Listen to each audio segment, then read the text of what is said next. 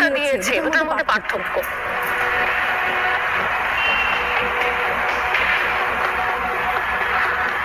স্বর্ণালী এই তথ্যটা দেওয়ার আগে প্রথম কথা বলি, এই ধাক্কাটা কিন্তু আমরা এখন সবাই অনুভব করছি। দুখানা ধাক্কার প্রশ্ন শুনলাম। একটা হচ্ছে মুখ্যমন্ত্রী, মাননীয় মুখ্যমন্ত্রী নাকি ধাক্কা খেয়ে পড়ে গেছেন।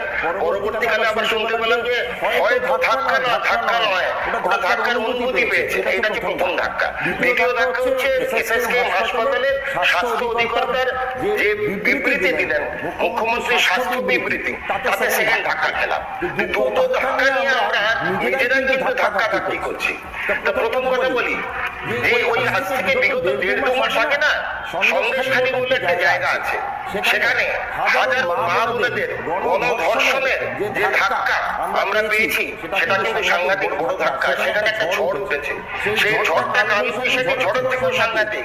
সেই ঝড়ের হাওয়া আজকে পৌঁছেছে কিন্তু